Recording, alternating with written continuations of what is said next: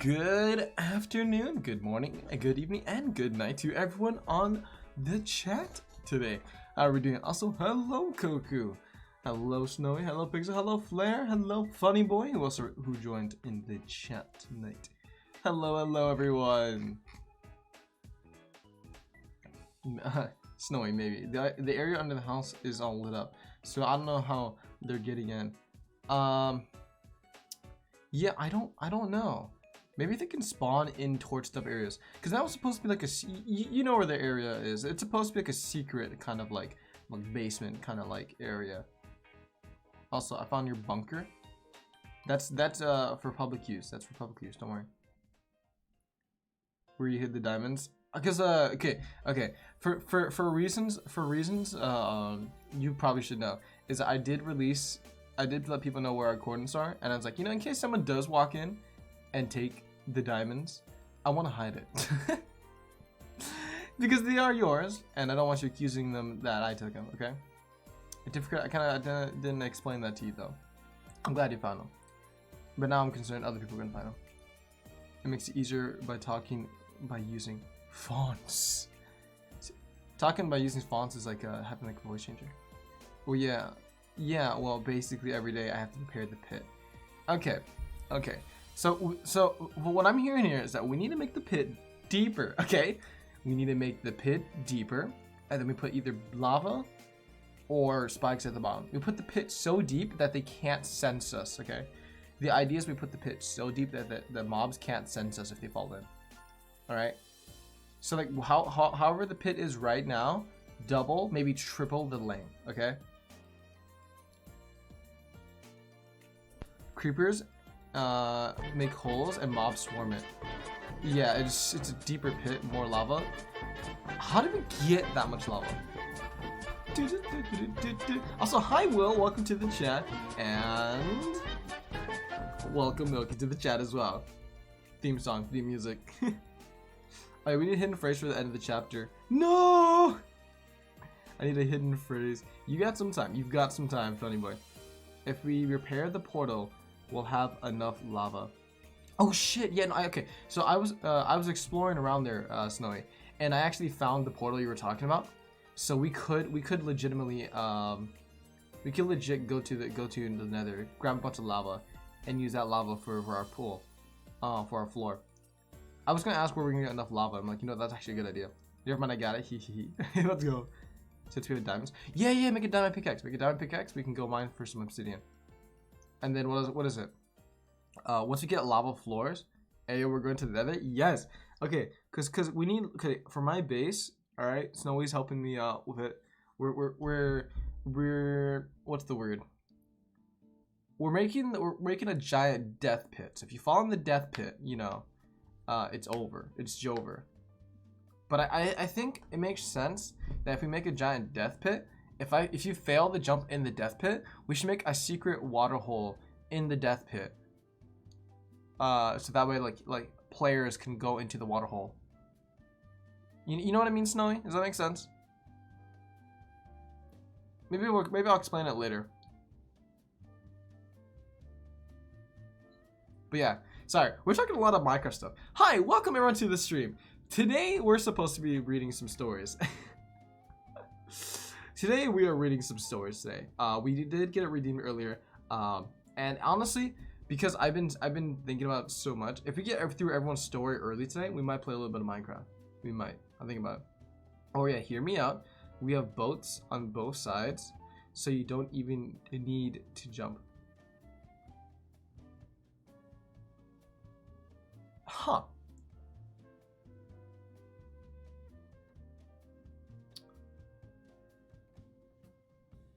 Yeah, but okay, but what if a mob sits in the boat by accident? What if a mob walks over and accidentally catches like its body slightly into the boat? I feel like that's like a lot. Oh shit, there's wither skeletons now? What the fuck? Holy shit. Holy shit. A secret water hole in the death pit, and explains to his entire chat. Look, everyone can know about it, okay? Alright, everyone can know about it. We just need the mobs to not care about it. What the fuck, we killed the mob? So I mean yo, why me purple? From my story, we're on chapter 15. That is what I remember. I think so. I think we're on chapter 15. If I remember clearly, I think it was also chapter 15. But yeah. Alright, let me get the things and pages up first. Welcome everyone. I don't have the let me get the stories up. Let me get the pinned in here. I guess I messaged last night. I think Snowy messaged me. I'm gonna take a look in a moment because I went to bed last night and then I woke up just for stream. So that's my life right now. I wake up for stream. I don't wake up anytime early, which I should.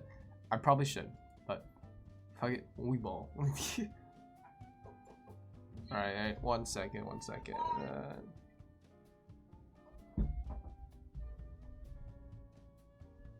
Okay.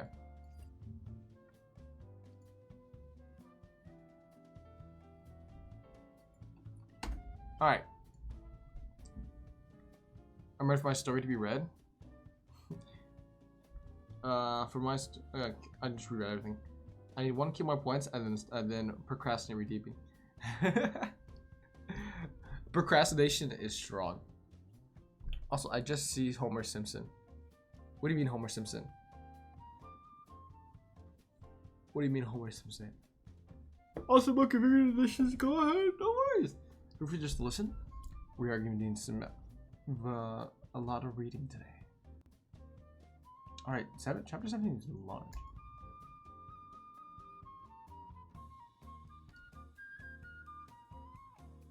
Okay, I have it pulled up here and ready. Let me change windows.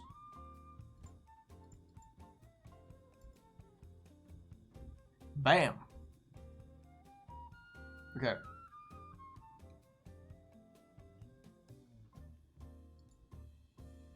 All right. Are we all ready? You know what? Actually, I should probably grab some water. Let me grab like a drink. As Darth Vader once said, the procrastination is strong with this one. Yes. All right. All right. Let me grab some drink. Let me grab some water first. After I come back, we're gonna start reading. Okay. All right. So everyone get ready. Everyone get ready, prepared. One moment. Whoop.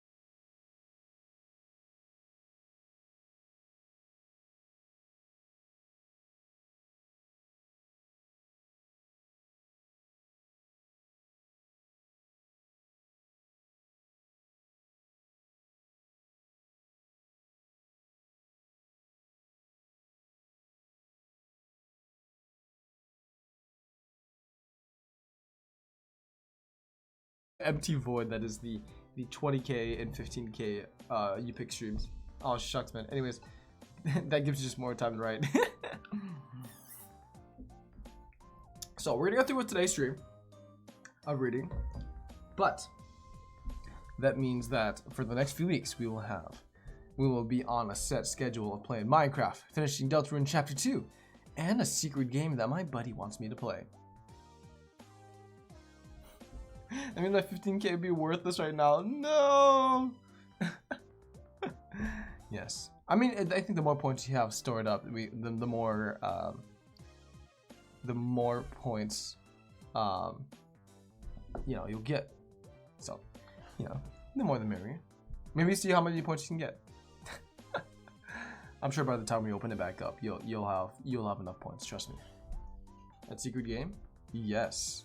I guess 2 secret games.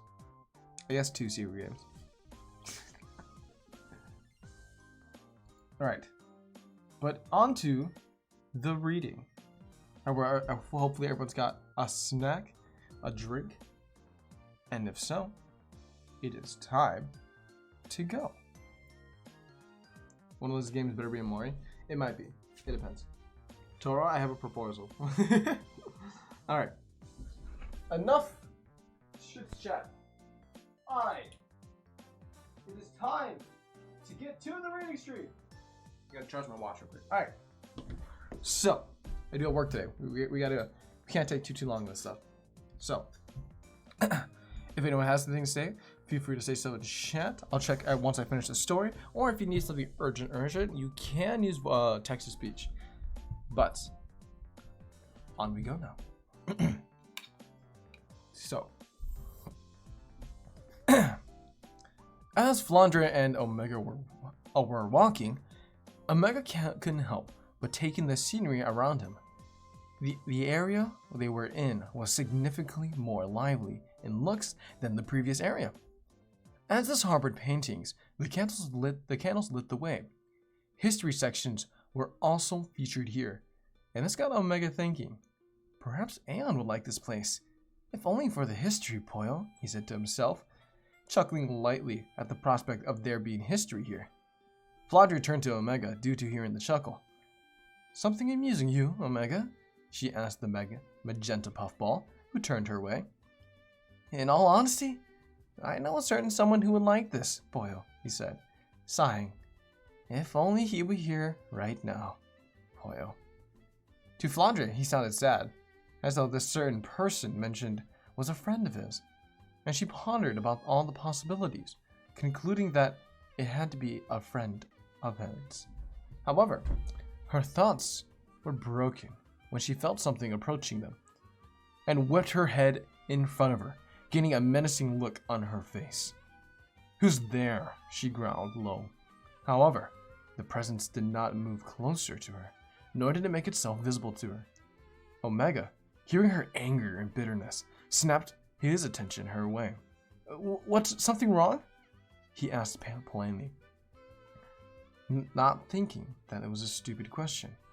Though, when mulling it over to himself, he realized he did ask a stupid question, and if he were here, Omega would hit upside the head for thinking. If not simply flicked in the forehead, and thought Flandre would do something similar. But before he could speak further to try and save himself, Flandre spoke up. Very wrong, she stated. We are not alone. If our little friend is persistent in keeping their whereabouts hidden, best to be prepared for anything. With that said, she prepared her weapon, assuming the enemy may strike when they least expect it. Omega, seeing this, follows suit and prepares his own weapon, Abyssia, a double-edged spear from legends long passed down. Assuming the worst. You're quite lucky to have spotted me, strange warriors. A chilling voice entered the area. Flandre and Omega knew nothing of this being, becoming more cautious than before. Who are you? Flandre growled low. She could not make out the voice, but she understood it to be menacing, and as such, she tried mimicking that menacing tone. Who I am does not concern the likes of you, strange one, the mysterious voice replied coyly, receiving a tick mark on Flandre's head to appear. Whoever this guy is, they're trying to toy with us, play with our emotions, Omega thought to himself suddenly, knowing the kind of voice the mysterious person used. Personally, he had not heard it, but compared to all the other voices he did hear, this was the best he could make out, and such made a risky move. He started by sheathing his spear, then placed a gloved nub on Flandre's arm in a gentle manner, which surprised her. Omega? What are you? She tried, but was cut off by Omega signaling her to be silent, as he couldn't exactly cover her mouth with his other gloved nub. He looked where the voice is coming from instead. Perhaps we can try to be friends, he stated suddenly. Maybe see each other face to face, Pollo? Friends, the voice said back, losing the coy tone. That arrangement won't work out, as we have different goals, you see, they said further, a more malicious tone overtaking. Omega simply smirked and continued with his plan. Different goals, you say? Well, there's only one way to find that out, Pollo, he replied, confidence showing. This receives a head shake from Flandre, as she had been washed with confusion. He might know what he's doing, but it's still risky, she thought to herself. Still, maybe, this might give more insight on the long run. Want me to reveal myself? So be it, the voice warned. Though, do not be surprised if we become bitter enemies. After saying that, a being approached from the shadows, a copy from what Omega can make out. This one was a green color, and they had a bright gold armor, with shoulder pads being a similar color, and eyes that shone a gray color. The cape was also a vibrant red, leaning more to a scarlet color. Good, Pollo, Omega started, after the figure revealed himself. Now we're getting somewhere. What is your name, Pollo? My name is Arthur, the being responded. Sir Arthur. You do well to remember that. Oh, we will, Omega said confidently. Now then, tell us, what is this goal of yours? You sure you want to know that? Arthur asked, menace in his voice, a look that threatened to attack them. Flandre knew that look well, and knew that the next move was crucial. So, she made a quick comment. Yes, we do, she told him. Better to know your intentions rather than be kept in the dark. See where they line up and what not. That, and if they align with ours, we could work together on it and fulfill the goal faster, she thought to herself. Arthur chuckled at this. Fine, he said. My goal is to ensure that none of my enemies escape this place. Ah, so your goal is similar to ours, Flandre said afterwards, practically beaming.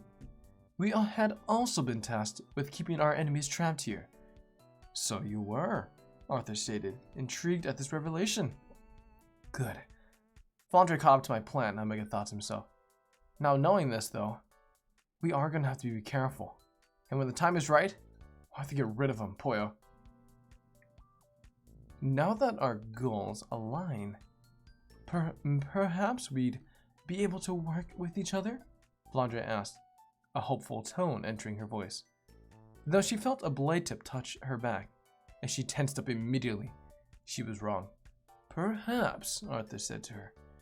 Wait, Flandre said quietly, catching Omega a slight bit off guard, and prompted him to check behind Flandre, tensing up himself as he saw what was transpiring. A warrior with a sword ready to cut through Flandre. He looked at Flandre, who only nodded, and looked back at Arthur, remaining as neutral as he could be. What do you mean by perhaps, Pollo? He asked Arthur. Exactly as I said, Arthur responded, a malicious yet coy tone coating his voice. Omega knew what needed to happen, looking directly at the warrior, who had Flandre at sword point. The warrior looked as stoic as could be, yet Omega could have sworn that he saw a hint of fear on the warrior's face, though unseen by the mask covering it. As he held Flandre at sword point, and he hoped the warrior was not afraid at all, for if they were, something was terribly wrong. He turned back to Arthur. Tell me, how do you treat your warriors, Pollo? He asked suddenly. Or your allies, for that matter. The questions posed surprised Arthur, and he was unable to hide shock. Why does that matter? He questioned Omega, trying to avoid the question. If we are to work together, we must have a sense of trust among another, Pollo, Omega pointed out. So, I ask again, how well do you treat your warriors and comrades, Pollo? Arthur found he was unable to come up with an answer for Omega at the immediate moment. He had to think of a response that seemed favorable to both Flandre and Omega, or he'd be done for. But not even a moment later, Flandre decided to speak up. Please be honest with your answer, she stated. This only made things more difficult for Arthur to get out of. He felt they were onto him, and he hated the feeling very much. Meanwhile, Omega glanced at the warrior behind Flandre, seeming to signal to him to also respond with a simple nod or headshake. The warrior saw this and nodded briefly, ready to give his silent input. And it was at this time that Arthur had an answer ready. I treat them like anybody would, with kindness, he answered. They only get the best treatment from me. Omega looked at the warrior, who was shaking his head no. He then relayed the info to Flandre silently, who made her head turn in anger. But she stayed composed and asked the next question. Quite interesting. Well, do you play with anyone's mind? She asked. Manipulate anyone? Arthur had to go deep in thought again, and Omega thought it was time to have a time limit, unsheathing his weapon again, a menacing look on his face. You have 5 seconds to answer each question, he warned Arthur. Once that time passes, you'll be badly hurt. You'll be hurt. Badly, Pollo. The bitterness in Omega's tone shocked Arthur, and he quickly came up with an answer on the dot. I have not manipulated anyone, he said, still remaining calm. No mind games have been played whatsoever. One glance at the warrior shaking his head no again, and it was enough for Omega to register anger, though he'd not shown it, as he'd ask Arthur the third question. I see. This last question will get you to the more personal side, he told Arthur calmly. However, you must answer this with a complete accuracy and complete honesty, Pollo. Who is this person you want to hurt the most? This question, as Omega stated, was more personal for Arthur. However, the knight stayed composed. He answered quickly. Who I want to hurt the most? Well, that one's easy, he said, a sly grin forming. I want to hurt all my foes brutally. However, the one I want to hurt the most would be Kirby himself. This received a shocking gasp from Omega and Flandre, and the look that the warrior had turned to great fear. And Omega could see, beyond the mask, tears welling up fast. He himself had started tearing up. Arthur was being serious about this. Omega knew. You want to hurt Kirby? Flandre asked bitterly, in anger arising, as she did not know she harbored. Arthur had only laughed at this. Of course I do, Arthur stated plainly. Once he's out of the picture, all of my goals will be complete. The sadistic tone in his voice was enough to make Flandre retch over, as she felt sickened by Arthur, and the warrior behind her sobbed so softly it was almost unheard altogether. But it was picked up by Omega, and he saw the tears leaking from the mask toward the ground. He could tell the warrior was deeply pained, knowing this information, and he turned to Arthur, anger and bitterness written all over his face. "You are twisted, Poyo," he growled. "Our goals are not so aligned after all. We want to keep our foes trapped, not hurt them all, Poyo." Omega was close to shouting this. Arthur showed shock at this, now knowing the true intentions of his so-called new allies. "It would seem they are not," he stated solemnly to himself, getting enraged now at Omega and Flandre. "Then it would not be bad if we obliterated you here and now," Flandre said, in a menacing tone. She was just about ready to let loose, and she felt the blade lower from her back. Arthur just smirked lightly. "Now is not the time for this," he stated. "There will be a time where we will fight to the death. Until that time comes, do not expect to see me for a while." With that said, he turns around, flipping his cape around him in the process, and walks away. Some moments passed before Omega and Flandre allowed their guard to drop, both letting out a sigh. "We barely made it out of that one, Poyo," Omega almost breathed silently. "True. For a moment, I thought my life was forfeit," Flandre stated after him, not nearly as out of breath as he was. Meanwhile, the warrior behind him had broken down completely, and he cried harshly as he dropped his weapon and went down to his hands and knees. Upon hearing this, Omega turned his tears, making themselves known again, as he went toward the warrior to place a gloved nub on him, giving a sympathetic look, yet did not know what to say. Flandre looked at the warrior herself, whom she felt was scared. "He never told you, did he?" she asked the warrior gently, who shook his head no. He didn't tell me anything at all," the warrior sobbed in tears. "He only told me that the others, that Kirby was not an ally, and that we were told to defeat him, merely defeat him in battle, not that he had to die." And he said these things. As he said these things, realization washed over both Flandre and Omega. This warrior he holds much admiration for. Kirby, Flandre thought to herself. If that's the case, then it may be possible he did not want to fight him at all, despite being ordered to do so. And if that's true, was he willing to stand up to Arthur to protect Kirby? As she thought these things, Flandre felt a tingly sensation rise up. She didn't know how, but the warrior reminded her of Sakuya Izayoi, who was very protective of Flandre and her sister, Vermilia Scarlet. Meanwhile, Omega felt a sense of gentleness wash over him at finding out the warrior's story. If he's saying these things, then that Arthur dude was playing tricks with his men, and still probably is. Poyo, he thought to himself bitterly. In a sense, Arthur and this warrior reminds me of the ancients and myself, if not Delta and myself, Poyo.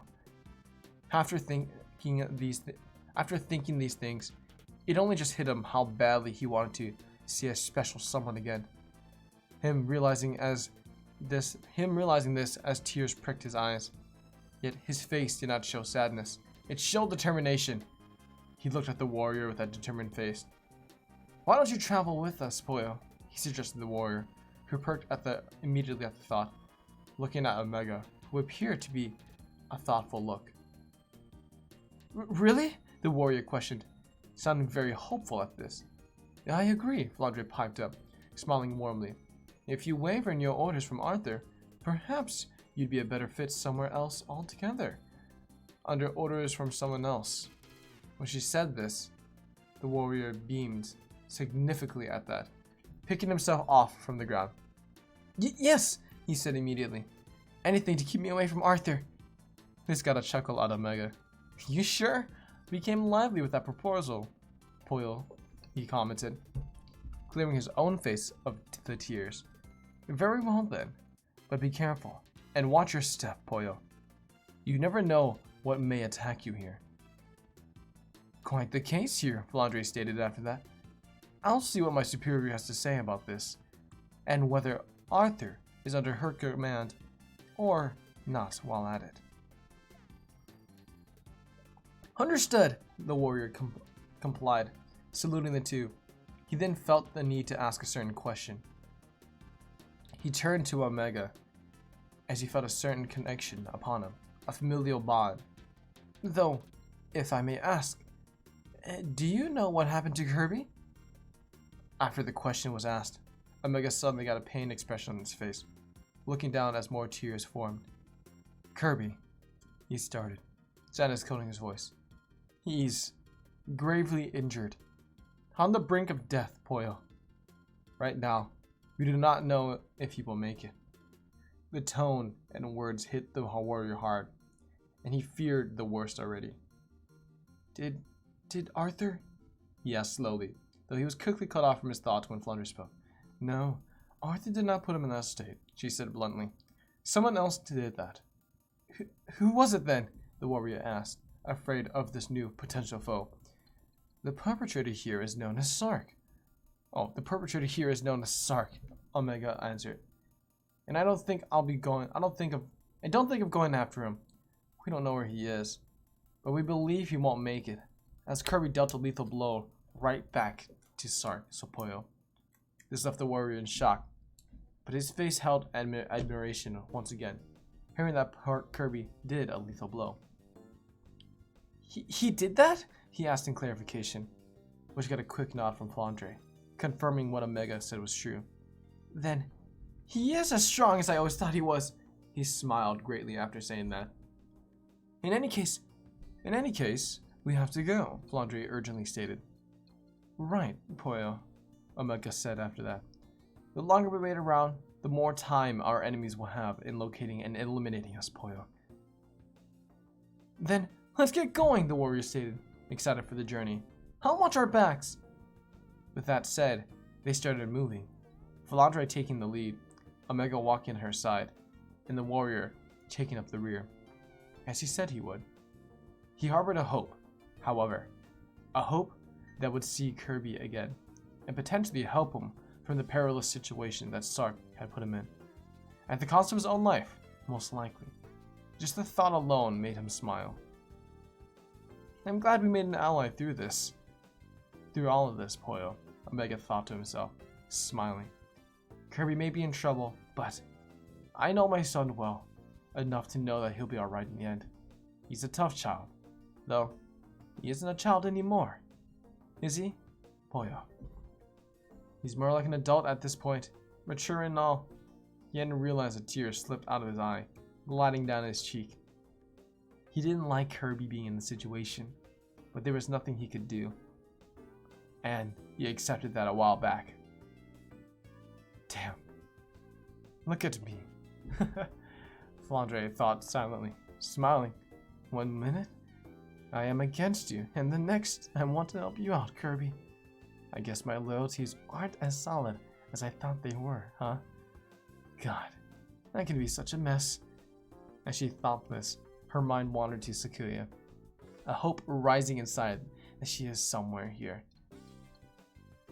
Kirby, I hope you are alright, the warrior thought to himself, smiling, not letting the tears slip. If you are injured gravely, I will sure heal you up myself. With these thoughts, the warrior held himself proudly, full of determination. As they were walking, something caught the warrior's eye from his corner.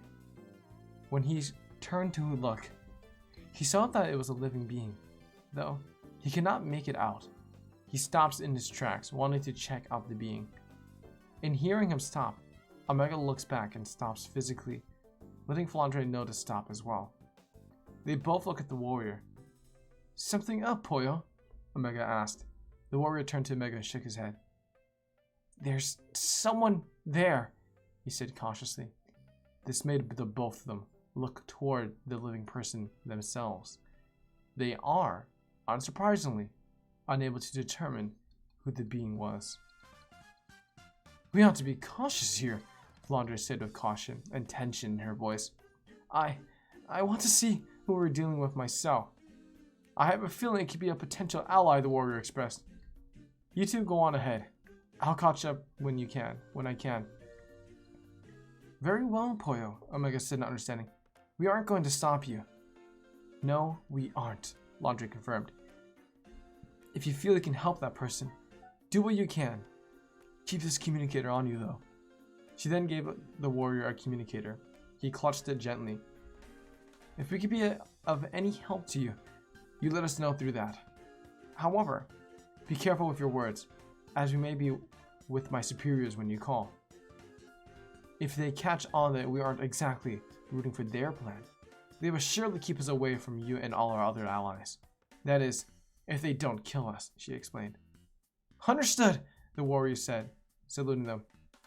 We'll be back, Poyo, Omega said afterwards, now turning it back and walking with Flandre again. Meanwhile, the warrior decided to turn to the figure and see if he could determine who that person is. Though, one close look on the face of the figure and the warrior could instantly make out. It was Kirby himself. Panic rising, he rushed to his side immediately. No way, I actually found him, he thought to himself. But he looks so injured. I have to help out the best way I can. He felt his panic rising, fearing the worst, but he had no time to focus on that. Kirby needed medical attention. That white magic I learned from the healer will definitely come in handy here. Time to put it to the test. And that's the end of chapter 15. Woo! I missed a few things in chat. Let me see. Hi Matt, welcome to the stream, by the way. I see you just joined. Hello! Welcome, welcome. Also, nice soup. Nice soup, Snow. You just stop back again now. How would I miss all the stuff? No, you didn't miss too much, Milky. Welcome back to the stream. Goddamn, that's long. Even coming from me. Well, I think this was one of the definitely like slightly longer ones though. I believe so. I think it's interesting. I think the warrior learned white magic? I feel like I've heard that somewhere. Like someone was trying to learn magic. Yeah, my chapter's getting longer. I know 17 was split into multiple parts. 17 is split into multiple parts. So that's how you know it's getting there. But yeah, good. Pit is being dug. Nice. You guys send a screenshot of the pit later, so but oh man. Yeah, the warrior had learned white magic. Who's this mysterious warrior? And how come he didn't warn Omega and Flandre about Kirby? Damn it, I literally left for like 2 minutes and the story ended. The story is done now. The real question is, I wonder, so I know they couldn't see Kirby, right? But why couldn't Omega feel like, oh, it was Kirby through like his aura or his energy? Because like I'm sure they weren't too far away from the figure, right? I'm a little curious. I guess it was Omega's and Flandre's goal is not, well, yes, they were like really far. Huh.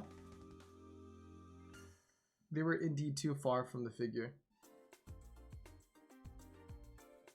I still feel like they would sense Kirby's energy though, you know? Interesting. I mean, their goal is not to meet Kirby, right? The goal is supposed to meet with the other, is meet with Sark or meet with the other party first, right?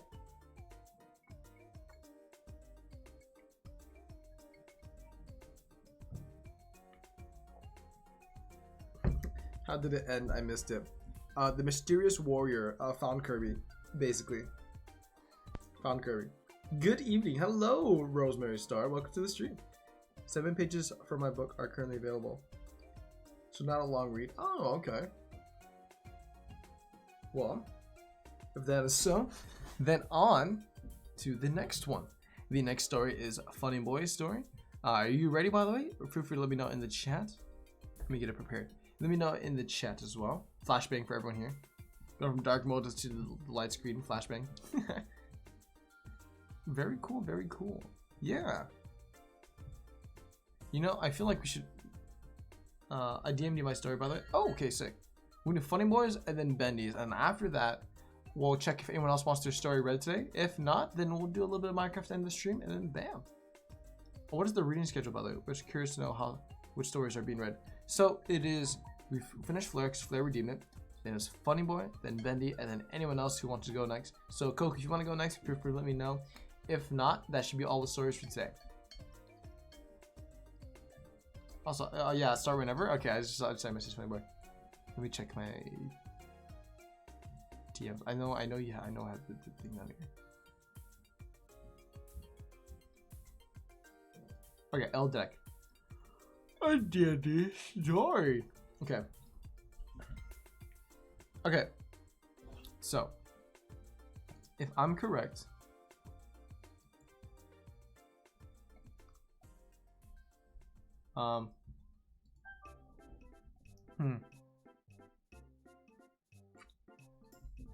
we are on chapter 3.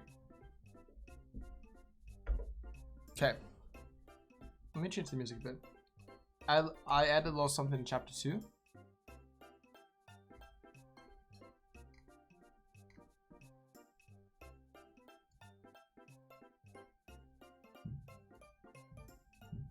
What? That's when redacted finds the box? Who's redacted? Oh, you mean Reinhardt? Mix up half. Okay, wait, where is it? It's a random space below someone. Up. I'm like flipping my head upside down. This is like up. I'm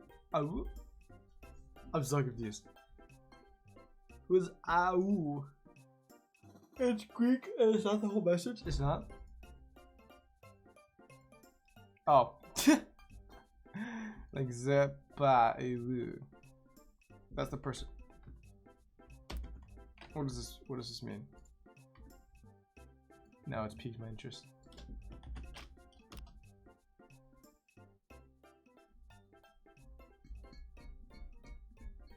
Okay. I'm going to Google Translate. It translates to my turn. Damn it.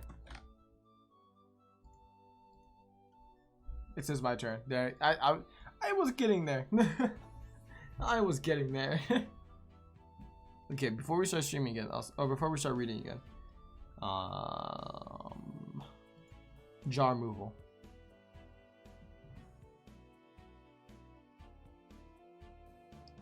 Jar removal. Chat removal.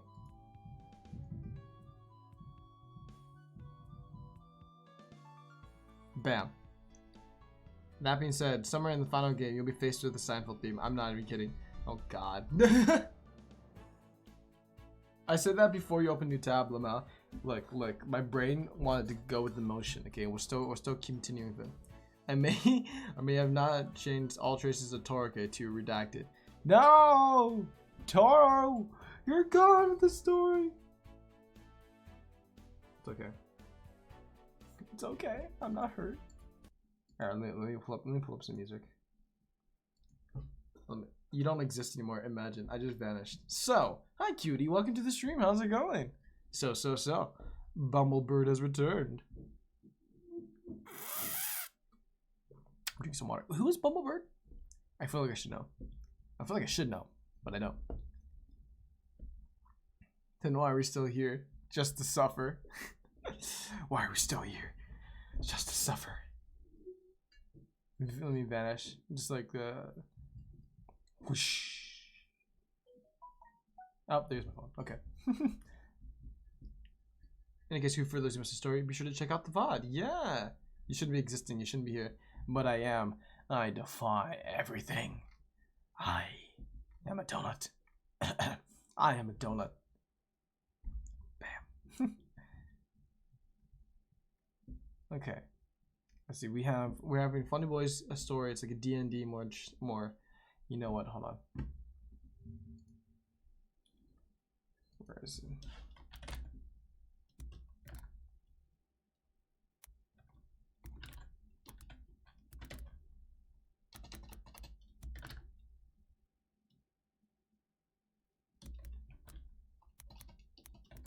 Okay.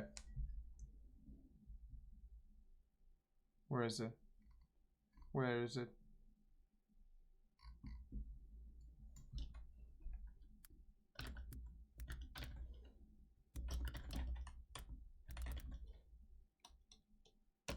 Let me see if I can find it. I'm trying to find it. Sweats nervously. He's a donut. A taunt from the Russian kick.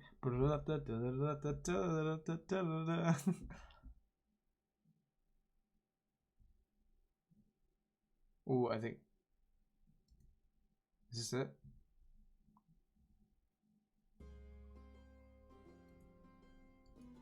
Alright, here we go. Alright. This is what we're listening to, okay? Props if you found the other early secret. Nah, it's actually easy to find. Okay, but I'll try to take every secret. I feel like we should leave some for others. Alright. Here we are. Are we all ready though? Listen to bard music now. Okay. Chapter 3. The Ironclad Keep. Oh, you listened. The narrator didn't get deleted and managed to actually tell the tale. But I sent a presence that shifted this story. We left off as Reinhardt left the watchtower, clutching the box under his arm. And an amulet around his neck? That's strange. I don't recall him ever finding an amulet of sorts. Maybe I'm just overthinking it. He might have been wearing it when he woke up, yes. That must be it. Well, Reinhardt exits the tower and notices a path leading into the woods. Seeing no other clear or obvious path, he decided to follow it. The road was long, but eventually, it was blocked by a large steel door. Realizing this might be some sort of sealed-off castle or civilization, he knocked on the large door to the best of his abilities. Many moments passed with no answer, until suddenly a small slot opened at the door. A set of two relatively normal eyes staring up at him.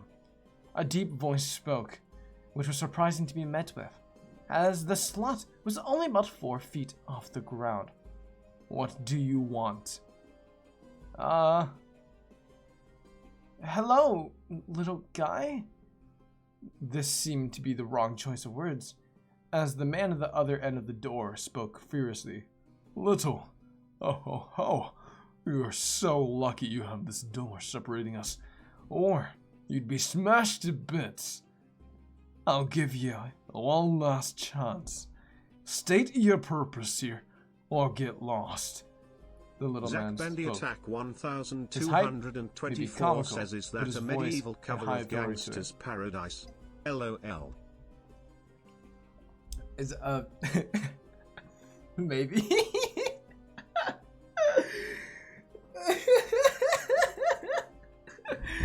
It might be. Oh god, you caught that. You caught that. Anyways, as I was saying, is this tiny person actually have a deep voice or no? Shh. Shh. I'm listening to medieval music, okay? Anyways, let me continue on. I can hear the whoa in the background. Okay, fine, I'll change it. You know, I'll change it. The song is over, I'll change it.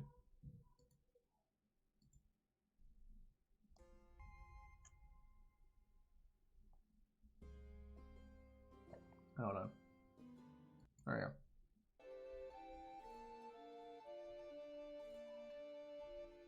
How's it go? I'm good?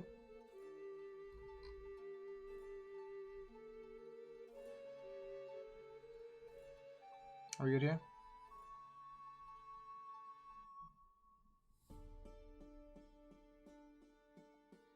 I can change it. Actually, I'm gonna do one more change. Okay, link it to me. Link in the chat. Cox in bold. There we go. Alright. Anyways, as I said, we're gonna continue the story. Alright, before I was really interrupted. Cough, cough. Does the little guy have a squeaky voice or a deep voice, by the way? So let me know that, funny boy.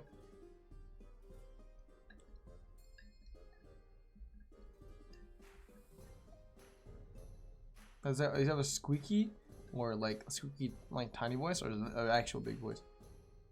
It said he speaks in deep voice. Okay, I thought I was misunderstanding that. I was like, okay, I'm gonna continue now. Let's see. The little man spoke. His height may be comical, but his voice had a high authority to it. Reinhardt decided he should choose his next words more carefully. Sorry. I came here because it seems to be the only sign of civilization for another long while. He spoke truthfully, not wanting to anger the small man any further. The man behind the door decided that this was good enough. Fine. Come on in, traveler. But don't expect to be out of the good.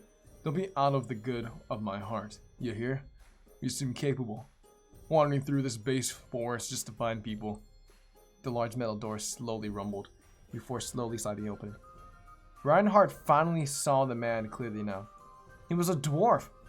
The man had a thick beard, and was carrying a great axe, almost the size of the dwarf, who stood roughly 4 feet tall.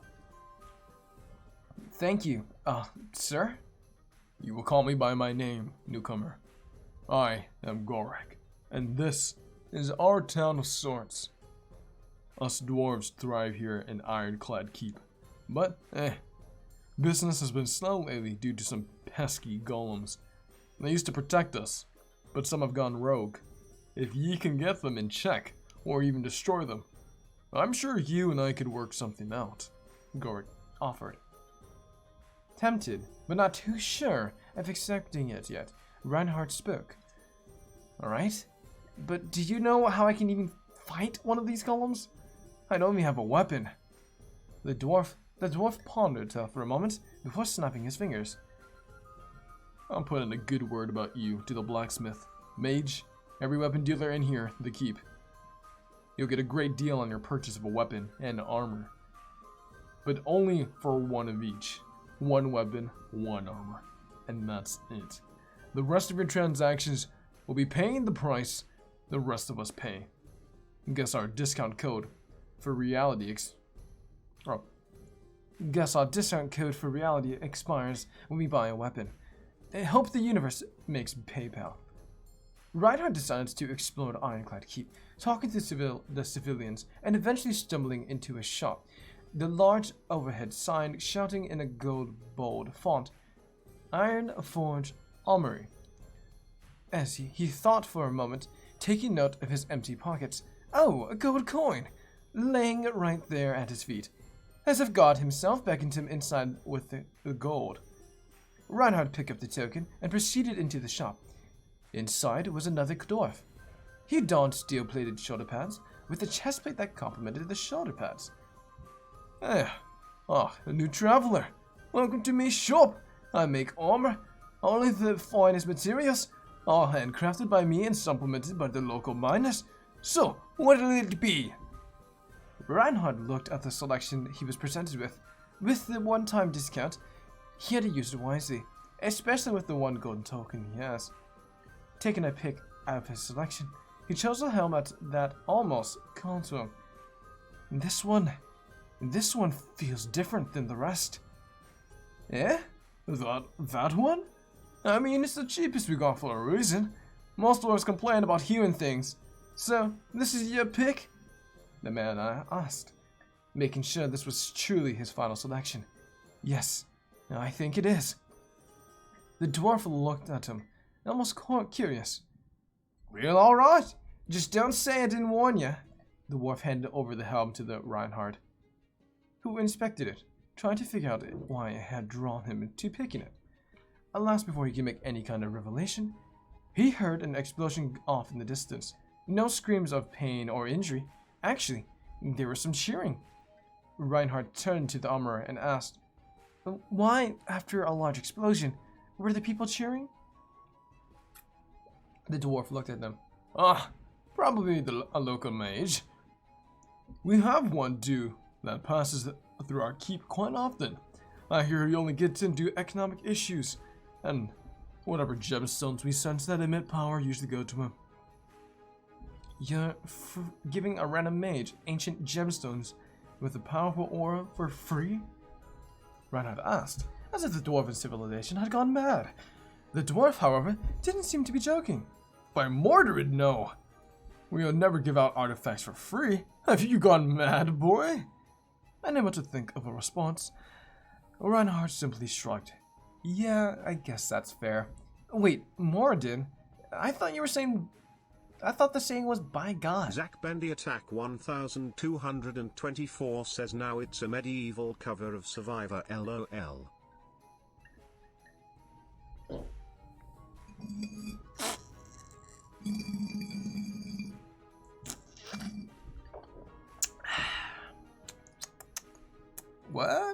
What? I don't know, check man. Also, the server has been shut down. Which we started to like. Let me check the server. You can't trick me. What? Oh, the server is fully reset, by the way. So the server is back up. Server is fully back up, by the way. Is it bad? I don't know what survivors. You know what? Just look at the playlist in chat. You guys can watch that later. I know the song. I know the song you're talking about, the Bendy, and you're 100% right. But I'm gonna gaslight you and say you're wrong. Anyways.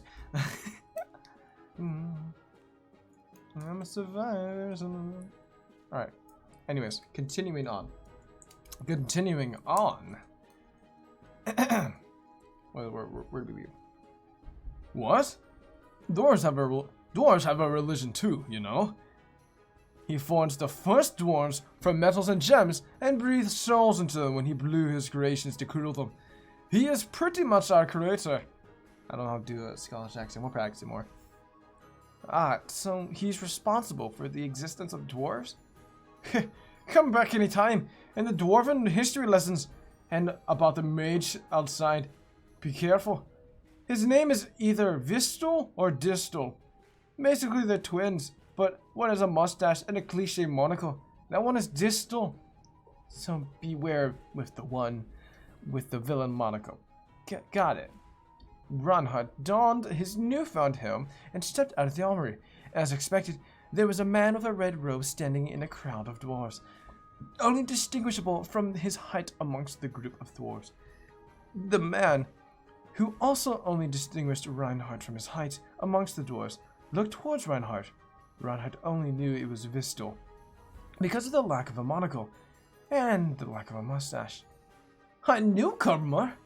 Welcome, welcome! Vistal looked Reinhardt up and down. A really newcomer. Not even a weapon in holster. And only wearing a helmet for armor. Reinhardt chuckled lightly. Yeah, I suppose I am. Well, I do have an amulet, but it's pretty damaged. He presented Vistal with the cracked amulet. I see. Such a shame. That opal in the middle seems to have some good power in it. Something in Vistal's response seemed off. Of course, there was power in it. Even Reinhardt knew that. And you probably guessed that too. Although, I still have no idea how he got an amulet. Oh, don't worry about what I said. Anyways, Reinhardt was a little off-put. You sound as if you know the kind of magic in this. Of course I do. I'm a wizard. I sense all sorts of magic. It's just this one is different. You know the feeling when you're being watched? Now that Vistal mentioned it, it did seem as if something were watching them. Reinhardt grew used to the feeling, somehow, but was now very apparent. Who knows? Maybe it was you he thought was watching him. Oh wait, you aren't necessarily looking at him. Are you? This is all. When will they learn? I suppose not. There's a slight phone ringing as the narrator suddenly goes quiet. Beep. Terribly sorry about that. Whoever just called me wanted to know how you're feeling. Strange, I'm aware, but he would prefer the answer. Something about the last guy left me hanging. Probably a prank caller. Wait, who are you? Oh, hey. Oh, hey. Alright. What was this about? What? You seem to be mistaken. Sorry, listener.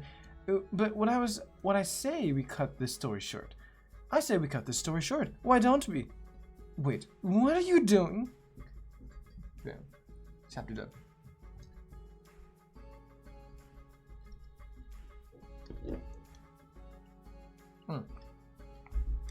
Drink some more. Also, what's up, Sky? Epic. Yes, Epic. Welcome to the stream. Oh, the cat woke up.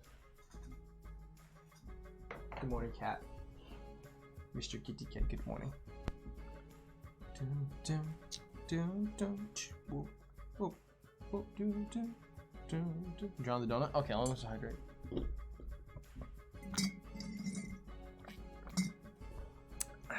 Okay. Chapter 4, A Warrior's Beginning. Entry number 5. Oh, sorry, I read the one. Just tisk tisk. He did so well too. Wait, you didn't give him any mention of you, did you? I know you didn't, which is odd because the only other way he would know would be if someone told him. But that's impossible. You want me to tell the tale? Be more specific? Oh, that tale of Reinhardt. Of course, of course. Oh, you want me to start at the Ironclad Keep? That's so far ahead from the start. Alright, I'll do it. Reinhardt simply shrugged at Vistel. I just didn't notice. I'm not too keen on those senses. Ah, not a perceptive one. That's fine. Here, I'll lead you to my humble abode. One who wants to toy around with ancient magic like this amulet out in public would lead to issues, Vistel suggested. As Reinhardt seemed to ponder the offer, he thought about it before shaking his head. Wait a minute, I still haven't got a weapon. Reinhardt eventually answered, smart. We would need a weapon for the challenges that lie ahead. And the mayor did offer me some gold to slay the gold. Games says you not noticing that accidental highlight bothers me. The Oh, up here.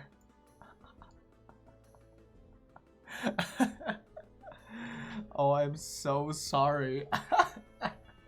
I am simultaneously a genius and an idiot. Oh my god. Ah! Defy God, and you'll know the true meaning of pain, brother. Sorry, I had to ruin that. Okay, we'll continue on. If anyone wants to keep guessing the song references, you can. Alright. He thought about it for a while before shaking his head. Over here. Vistel just looked at Reinhardt, as if he were dumb. You were offered to go to kill something, and you spent all your gold on a helmet. Reinhardt thought for a moment before realizing the mistake he made. That's an incredibly fair point. How would I require more gold? The dwarves around here need help all the time. I'm sure if you asked around the keep, some would be willing to give you some if you complete a task for them. Hell, if you could even go into a tavern and find a drunken dwarf. They'll give you incoherent nonsense for a quest and more gold than said task should be for. Vistel chuckled for a bit. It seems he knew a thing or two about dwarves here. Reinhardt nodded and bid Vistel adieu. Putting aside how often it sounds like you do this, I thank you anyway. Meet me back here in, say, an hour? Reinhardt suggested. Vistel nodded, and without a Reinhardt suggested. Vistel nodded, and without a second word, left Reinhardt to himself. And so, Reinhardt decided to go to the tavern. Sure, he wasn't keen on taking advantage of the intoxicated, but he was desperate. Within a few minutes, he had already had a task. What was it? Good damn question. Because the man was so intoxicated that only the real word he could utter was something about flowers. Or flower. Either way, Reinhardt denied the request due to the incoherency of his words. Sighing after half an hour of trying to communicate with the drunken dwarves, he plopped into a bar stool. "What'll it be, kid?" A voice spoke, looking up. Reinhardt locked his eyes with the bartender. He didn't seem to be a dwarf. If anything, he appeared to be an orc. He didn't bother wondering what an orc was doing in a keep full of dwarves, knowing their history. "Oh, I won't drink, sir," Reinhardt told the orc. "Rough day?" "I suppose you could say that. Hard to find where you're needed when you're desperate for gold, huh?" The bartender nodded, then slid him a drink. It was some good old rum. "Here, on the house. Now you said you couldn't find work, eh?" Reinhardt nodded, and sipped his drink. "Well, you see that clock?" Reinhardt nodded again. "Good. Someone in this bar knows that it's past closing time. If you manage to rally out the dwarves, I'll give you honest 10 gold sound." Practically leaping out of the bar stool, Reinhardt accepted the deal. 10 gold was not that much, but he didn't have much to begin with. Practically leaping out of the bar stool, Reinhardt accepted the deal. 10 gold was not that much, but he didn't have much to begin to deal with. He didn't have much to begin with. I don't know if that's a mistake or not. Adjusting the hilt of his sword and securing the strap of his shield, Reinhardt approached the rowdy group of drunken dwarves with a determined stride. "All right, lads and lassies," he began, his voice carrying a commanding tone, and cut through the raucous laughter and clinking mugs. "We've got business to attend to, and that means it's time to clear out this fine saloon." The dwarves, caught off guard by the sudden appearance of him, eyed Reinhardt with a mixture of curiosity and skepticism. Tankards froze midway to lips, and the room fell silent as patrons awaited the next move. "Look, I get it," Reinhardt continued, his gaze sweeping across the boisterous assembly. "Ale flows, stories are shared, and good times are had, but duty calls. And there are battles waiting for us behind these walls. Can't afford to be lingering here when there's much to be done." Reinhardt flashed a charming grin, attempting to appeal to the dwarf's sense of camaraderie. He didn't expect this to work, but he couldn't stop now. "Now, I propose a swift departure for each of you fine folks who make their way out without a fuss.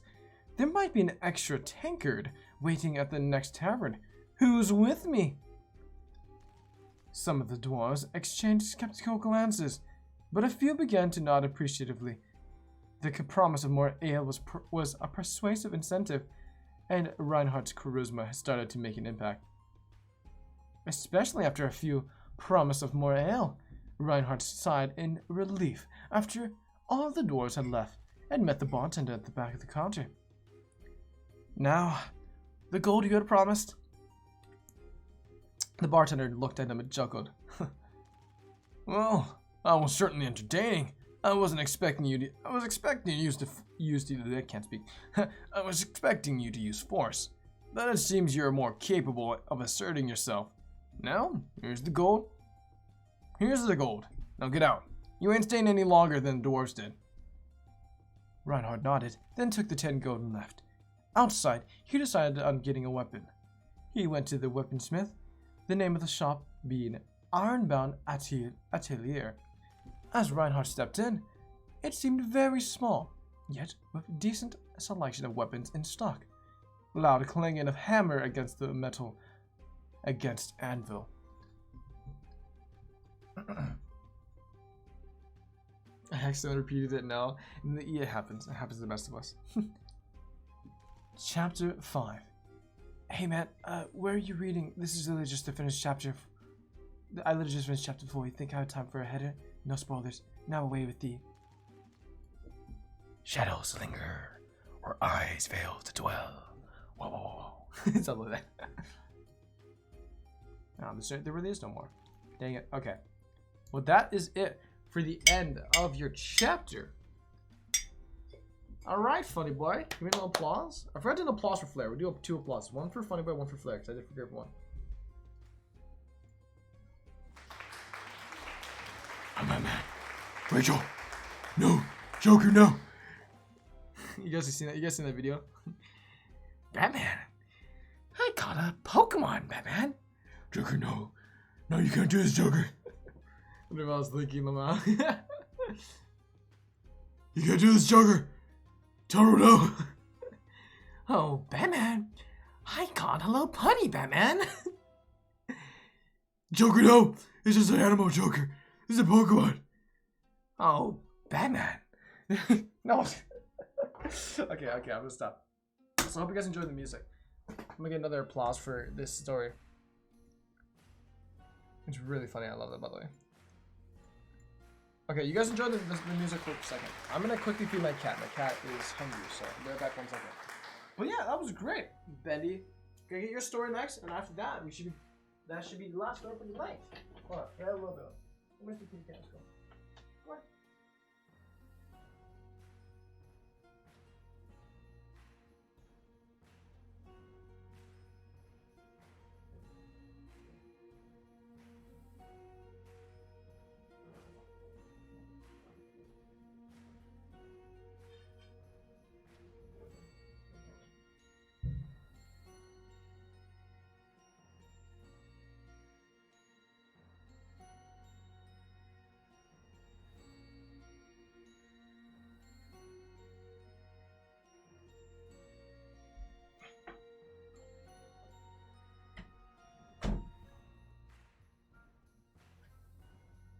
And we have roughly 40 minutes left. Yeah, I think we'll be able to finish within 40 minutes. You didn't notice the bold letters, but it's alright. I have more plans.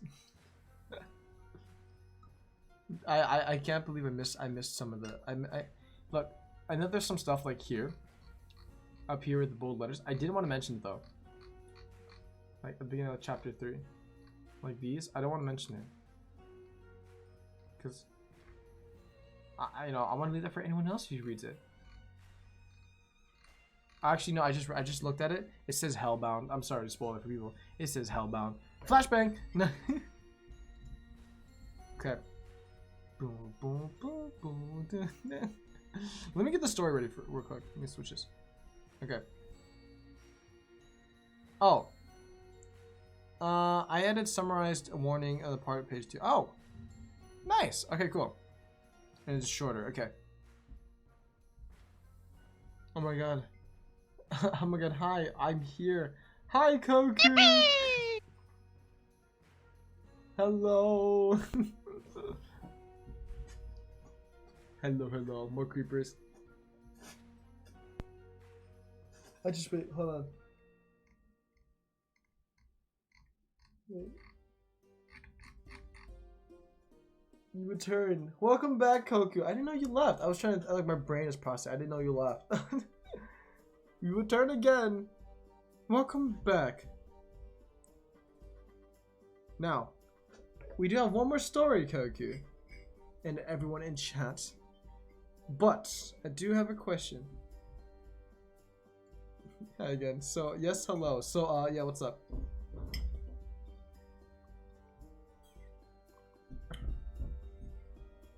Are you the real Thigh Art's real Slim Shady?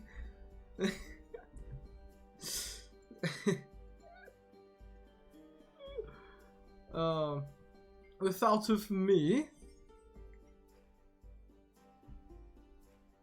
No. Dun. I'm sorry. For you, this music is awesome, by the way. My favorite story so far, so much for Stardust. Mainly because the kind of stories I read and write. Yeah, I like so much of Stardust because it was part 2. It's very short though. You're gonna love part 2? It's short apparently. But I'm excited. It's only 8 pages. It's too short. No. Torike, what's up, Snowy? The more creepers, the wall is in danger. What do you mean the wall is in danger? The mobs pulled me into the pit. Snowy, you're supposed to make an escape part for the pit. These goddamn fishing rods. Look, Snowy, you're supposed. Okay. In the base, you're supposed to make a 1x1 hole that only you could crawl into. Okay, and that's supposed to be your escape hole. If you ever fall into the pit, okay, that is your escape hole. Also, remember the theory you made when I said I said you'll hate the official answer. I can't speak. Spiders, they can get through though. Well, that's fine. We can have a trap measure for the spiders. We can have a secondary trap measures for the spiders, but the spiders won't go through it unless certain things. Put like a trap door. Let's just put a trap door and the spiders can't go through it. Literally just put a trap door. What about the cave dwellers? There's no cave dwellers on the surface. Damn it, Toro! It's a reading stream. You can't read properly. I was coded with dyslexia. All right. What do you want from me? I was coded with dyslexia. All right, so it looks like we're not reading the stream anymore. The story is still being written. I don't think we got time to read the rest of the stream. So,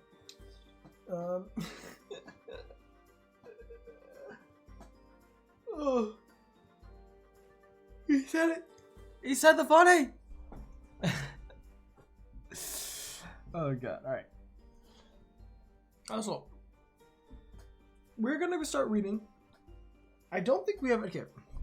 Before we get to this story, though, we should probably mention, warning, part 2 delves into more horror side of the story. There will be mild blood and grotesque imagery and horror elements, such as body horror, as well as some swearing and a few sexual references.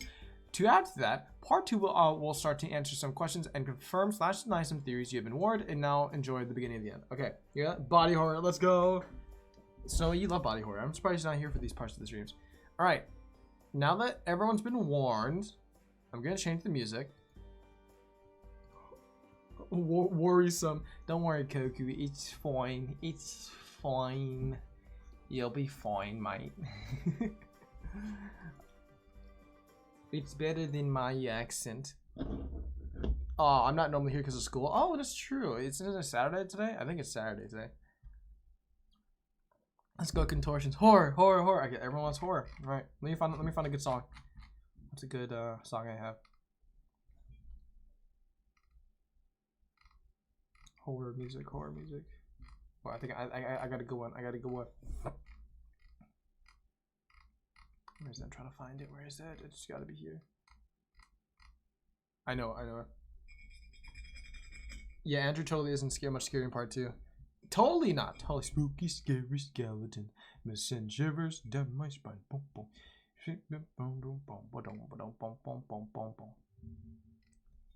Where is it?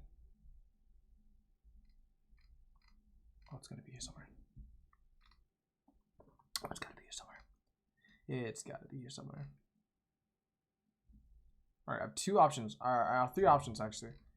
If I can find the third one. Hold on. Na na na na na. Na na na na. Na na na na na. Na na na na na. Na na na na na. Da da da da.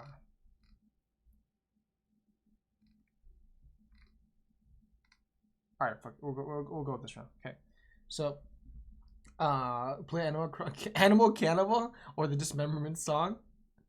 I don't know if I have that. Yep. Thanks, mate. Well, g'day, mate. How's your day? How's your day? How's your day? Oh, that's the true horror. My Australian accent is the true horror of the story. Okay, let's do it. Listen.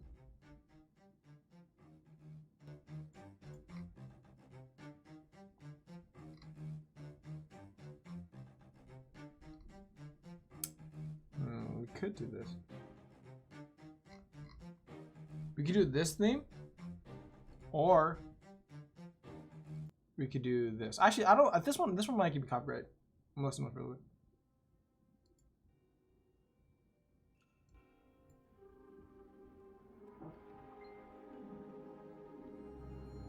Oh no, I definitely can't listen to this one on the stream.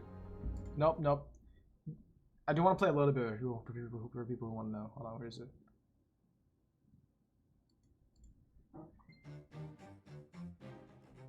Why did they play this one?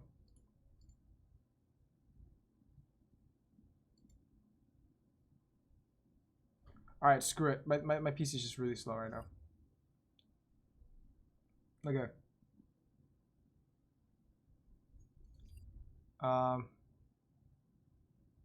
Okay, here we go. We'll play this. Joe wants to sing game style. Flair says, Torque, I just remembered I listened to Zach's 2 for the price of none on Spotify. You voiced the cops in that? Ah, did I now? Huh? I vaguely remember voicing the cops in that. It's been like a few years since I've done that. I might remember it. The podcast, lol. I do remember it was so long ago though. I do remember it being so long ago. I think your voice acting from that podcast, the one that's now canceled. Oh shit, that's so sad. But I remember your voice acting from that podcast to now is definitely improved. Zach Toro collab. There's a lot of projects we worked on together. Just wait. Just you wait. Just you wait. Just you wait. Okay. We've been collabing for a while now. Shh. They don't know. They don't know. And it was so clear that your voice is recognizable. I'm glad. Okay, I'm gonna turn off the music though, and we're gonna start reading. I think we got the music ready. Okay. And since we're all good, everyone sit down, grab a drink, grab some popcorn. We have half an hour left. This might be the last story of the night. So, are we ready for some horror? I have to thank Koku, KK for introducing that me to you. Yeah, it's all connected. This is all thanks to, honestly, you can thank Koku. You can thank Koku. Koku, if you're in chat, thank you. Koku the goat. Koku the vlog. Alright. Alright. Time to bring the horror on. Here we go. Conversation 1. Hello there, child. What do you wish to seek from me? What? What are you? Are you what Immortal Science Company has talked about so many times? Are you the thing the voices in my head keep talking to me about? Oh, sweet one. I am the voices in your head. I was calling you to my location. I go by many names. The Englishman, God, the Angel Gabriel, the Savior of Space. But you can call me by my actual name. Mason Preacher. You are, but how? How is that possible? Sweet, innocent, naive child. You must understand that I will answer your questions in due time. But do not worry. We will be here for quite some time. Your questions will have answers, and everything will be explained. I promise. So, why did you drag me all the way out here? Chapter 1. Luke looked at Marcy. Are you sure you want to do this? Luke asked. Marcy's eyes shifted over to him and replied, We need to, don't we? This seems a bit dangerous. We'll just use protection, that's all. Are you sure this is such a good idea? It's either this or nothing at all. Fine. Luke answered as he put on safety goggles. Marcy mouthed herself, counting down from 3 to 1, then flipped a switch from a small metallic box. She floated backwards quickly as the small metallic box whirred. Just then, it shook aggressively on the wooden floor of Luke's living room, as if it was something that was trapped in the box. Is it supposed to be doing that? Luke questioned her nervously. I don't exactly, no, Marcy nervously stated. Luke looked over at her with widened eyes and yelled, How do you not know? You're the scientist here! Marcy nervously chuckled, and the box's shaking got more and more frantic and aggressive. After a couple of seconds, it went silent. It had stopped shaking. Oh. You gonna make a sandwich? Have a good sandwich. I still turn this slight sitcom. I should probably turn on the the laugh tracks. You know, laugh track.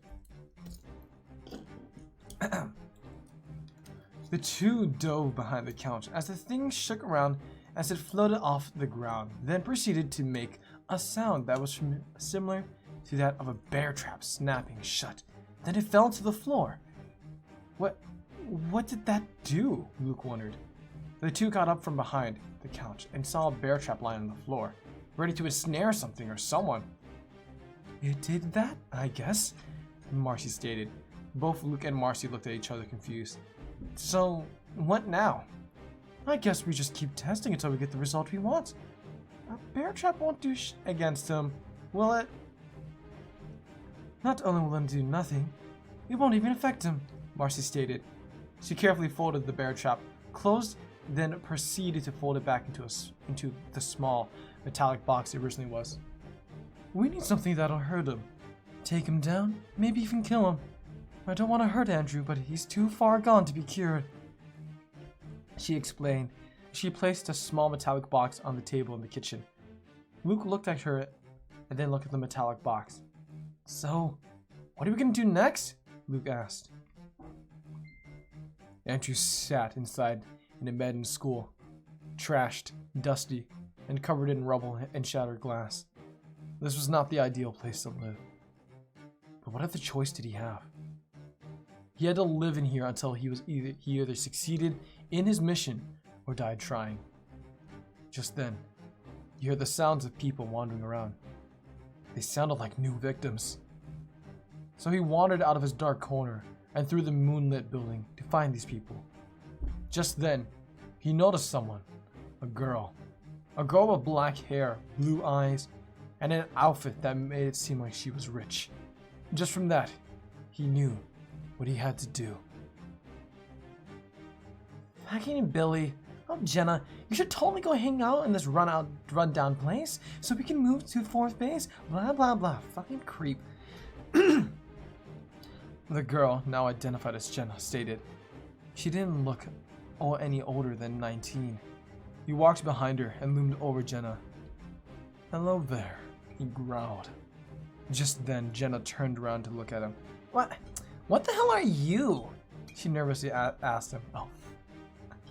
Andrew took a deep breath in, then took a deep breath out, which seemed to produce a slight purple gas from his mouth. Jenna slowly fell to her knees as she gasped for air, but failed and collapsed to the ground after losing consciousness. After a couple of seconds, Andrew turned to her body, over on its back.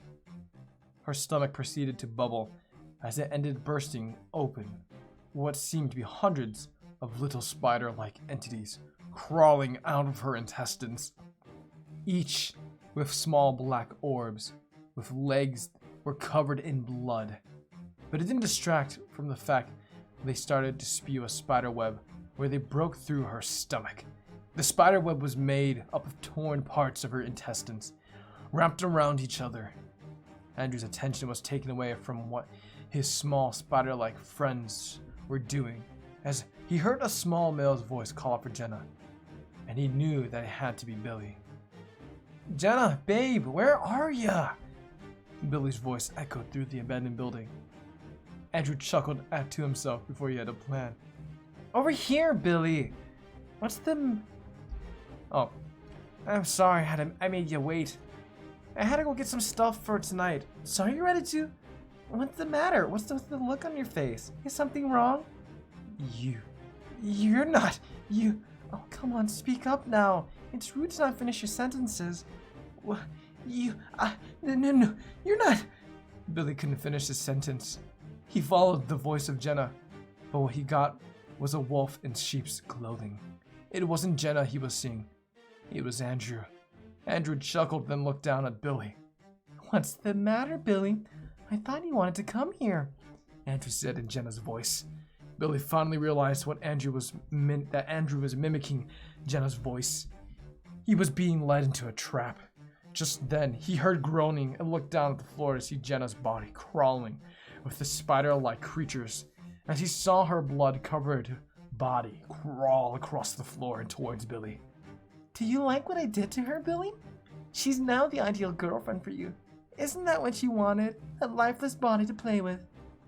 Andrew stated, mimicking Jenna's voice. Just then, she grabbed his legs, and the spider-like entities that crawled over her started to crawl on him. He tried to scream, but the spider-like entities proceeded to crawl down his throat and ruptured his vital organs, causing him to bleed from the eyes, nose, and mouth as he fell to the floor. Just then, the spider-like creatures crawled out of his mouth, and a clump of them were dragging his skeleton out of his body, as if they were helping someone take off a suit. After Billy's skeleton was fully out of his body, Andrew looked down at it and grabbed it with one of his hands that stuck out of his back. He unhinged his jaw and swallowed the skeleton whole. After he did so, he grew a total of 6 arms out of the sides of his torso. He looked down at Jenna's body to see the spider-like creatures that have started to nest inside her body. The infestation had begun, and he knew he was going to grow stronger. Next time he encountered Luke, he would have no chance to run. He was as good as dead. This is just getting good, Andrew told himself, mimicking Billy's voice. Test number 92 is a go, Luke yawned. Oh, test number 92 is a go, Luke yawned. Marcy placed another metallic box on the ground and backed away from it. I know it's almost 24 hours since we started this, but I think we're getting closer, Marcy stated. She held a silver remote and pressed the red button on it as her and Luke backed away from the small metallic box. Please work, please work, please work, please work, Marcy prayed. The box proceeded to clunk and bang around as if something was trapped inside. Just then, it stopped and produced a green laser beam from the top of the box, which turned into a large dome-shaped cage that was formed out of multiple green lasers. The box was no longer moving, but the cage slowly spun in a circle. Luke grabbed the stick he found outside and threw it into the cage, which resulted in the stick being evaporated. It works! Marcy exclaimed. So, are we done testing? That's a funny joke. No, we gotta make more traps like this. Damn. But on the bright plus side, this is where the start we needed. We'll be able to trap him the next time we encounter him, Marcy cheered. Luke smiled and rubbed his tired eyes. Can I at least head off the bed now? Luke asked Marcy. Marcy nodded. Yes, you can. Luke trudged up the stairs to his bedroom as Marcy closed the metallic box back up. Yes, the past 24 hours had been hellish for the both of them. Yes, they've been put in danger by their own experiments of their own traps. Yes, things were probably going to get worse, but they knew one thing all about this. Once they finally encountered Andrew again, they'd be ready to send him back to whatever hell he rose out of. Their world would be free from whatever sinister extraterrestrial decided to affect them. Conversation 2. Why have you specifically called upon me? What stupid special ability do I have that you really desire? Do you really have no idea, sweet naive child? You have a gift. Something I gave most, if not the entirety, of employees at Immortal Science Company. I gave you the virus that acts like a chip in your brain. It infected you all. It was only a matter of time before you discovered the results. You are the one that received the special gift. You received the gift of becoming a humanoid vessel for me. You are the only way I can truly see what Earth has become. Then why did you blow it up? Because the sinners of Tomorrowland walked amongst the angels of yesteryear. I had to eradicate it just as God washed the sinners away with the great flood. You, my dear puppet, are the Noah of this story. That space capsule of yours was the boat that kept all the animals safe from it. You feasted upon the bodies of the sinners, and you've come out on top. However, that doesn't mean you deserve to die out here in this wasteland. that calls you that you parasites call outer space. No, you deserve something much better. I offer a proposal, a trade, if you will. A trade? What kind of trade? It's simple. I will gift you your entire planet back, as if nothing ever happened. Your family or friends will be alive.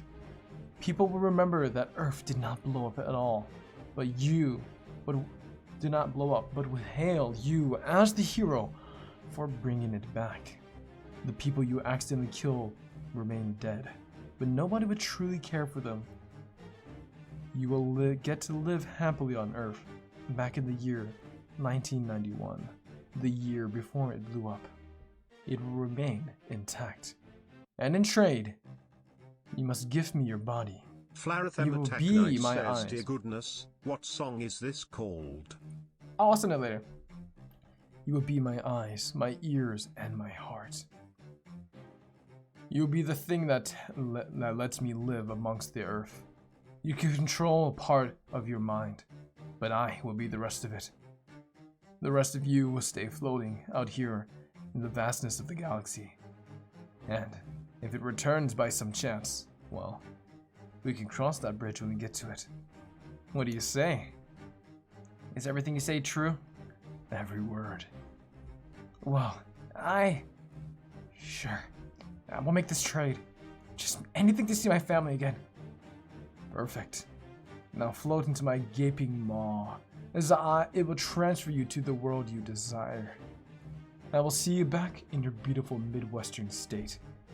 Goodbye for now, Andrew Hutcherson. Enjoy the new world that you wished for. And so, he floated into the gaping maw of the Englishman, the gaping maw of Mason Preacher. He pretended that this was a bad dream. He watched his lifeless corpse of a man he once was stay floating in space. He told his body that floated through space something that would stick with him. To the part of me that floats out to the sea, it is not safe to come back. Do not return. He closed his eyes and drifted into a tunnel full of sharp teeth and cries of different people that had faced this creature he called his boss. When he opened his eyes, he found himself laying in his bed at his home. The smell of scrambled bacon and freshly brewed coffee awaited him. He was home. He was just back at the year of 1991, just a few months before the Earth blew up. But he knew it was worthless to try and fight what was going to happen. He was now being controlled by an entity far beyond his understanding. He had to go back to Immortal Science Company. He had to learn the truth. End of digital preview. More of the story will be told soon. Coffee? Coffee? What do you think of the official answer? Mason Preacher is the boss, right? I kind of feel like Heike forgot. Let me change the music. That was good though. I like that. That was interesting. A lot of lore, as well as like a lot of future stuff is going on. There's a lot of like, we're gonna fight Andrew, and here's the backstory. And I'm assuming like what Andrew is not actually. My assumption is Andrew's not actually back in 1991 or reversed. What actually happened was I'm assuming what actually happened is that like he's just living a delusion, right? Just a delusion. He is? Oh, it's not a delusion. Never mind. Take it back. But hey, that's just a theory. A game theory. Thanks for watching. The timeline reset. Oh, okay. Oh, okay. Okay, that makes sense. I guess that makes sense for how he's back on the planet Earth. And now he's basically the Englishman now. But now the Earth won't blow up. Okay, that makes sense. That's why everyone is here, like Steven. Not Steven. Did I say Steven? Oh shit, I meant to say Luke. That's why everyone like Luke is here. There's still like a lot of normal people living their lives normally. And everyone remembers it blowing up. Yeah. So like, oh, it's back now? What happened? Which is weird. It's just really weird. really tells you like this world is not normal. Everything you knew about the world is just different. Oh man, put an hour of silence occasionally broken up by a sitcom of laugh tracks. Oh my god, that'd be so good. I just saw that. That'd be so good. Also, the song I posted, Flare, is the one we were listening to. Okay. By the way, real quick. Also, what do you think of Andrew's new abilities? Mimicry, I feel like it feels so fitting. It makes so much sense for the context of like, you know, they are literally like a monster that copies people. Like honestly, it makes such sense. It is super. It makes such. I like the ability. It's really really good. I'll give it to listen another time. Okay, well you gotta hurry. You can copy it before I end the stream because we are reaching the end. We only have 12 minutes, so I'd say we probably end it a little bit earlier today. And the fact that he can nest his minions inside people's bodies. Yeah, that spider thing is. Ugh, it's creepy. It's creepy. Ugh, hate that. I did copy it. Hey, nice. All right. Well, I'm gonna be ending the stream now. We are gonna do some raiding. I do have an announcement. A few things we're gonna be doing. I was into my DMs. That is with a bot. Sure. Yeah, with the bot. I'm not too sure what that means, but yeah, sure. I guess you do. But yeah, Andrew grew arms, grew big arms. Welcome, Sky. Welcome. More arms, but arms. Exactly. More arms, more muscles. All right. So we're gonna go raid someone now. He's becoming Garbodon. Not even Garbodon had that many arms. Well, I think Garbodon had like I knew he had like 4 arms. I feel like at one point he grew like more than 4 arms. I feel like it was like me 6 Mude out of the bus. Oh, okay, that's me. Oh, gotcha. I was already here. I know you were. Welcome back though. You haven't said anything in chat. All right. I did say this last time. We're gonna go raid. We're gonna raid Clover because last time I said I would raid Clover, but last time I said we're gonna raid someone else and not Clover. And someone's like, so we're gonna make Clover this time, and we're gonna make up for it. Also, goddamn elephant hour 2 minutes. Well, you're back for the raid. And now here's a notice: 2 things I'm gonna be saying. Like I said, I disabled the Storytime Redeem stream, and I've disabled the You Pick a Game stream, just because for the next few weeks we're gonna be playing Minecraft. We're gonna be playing the Toro K SMP on stream. We've got a few surprise games coming up as well. A few that you might know that comes up in March. From cover menu. HOTN. and also something my buddy wanted me to play as well. My buddy wanted me to play some stuff. So we're gonna be busy, and I don't want to. We still have Delta and Chapter 2 also to finish, so I don't want to interrupt the rhythm for a bit. Shut. Oh, sorry. Did I spoil something? But yeah. I'm surrounded by zombie piglins. How? Okay, Snowy. Here's the thing. I do have work today. I have to go get ready for that. I'm gonna go get my clothes ready. Get closed up. Why spoil? Don't worry, you guys will forget about it. Hopefully. But yeah. Quick question. For story chapters, they run half the length of my... Oh, I'm talking about funny work. But yeah. So that's all the announcements I have to make. Now we're going to go raid. Give our good buddy Clover a raid. You guys know what to do. Be nice. Say hi. Donut raid. And feel free to lurk a little bit. You're the nether. I can't get through the portal. Wait. Okay, we're gonna raid time. Raid! Until next time! Snowy, we're gonna talk about this later. We're gonna talk about the server later. Just stay put. Don't die, okay? I might not be able to join before work, but don't die, okay? Everyone have a great time. Ooga booga raid time. I died. All right. See you all in the next stream. Have a great and wonderful night. Bye-bye, everyone!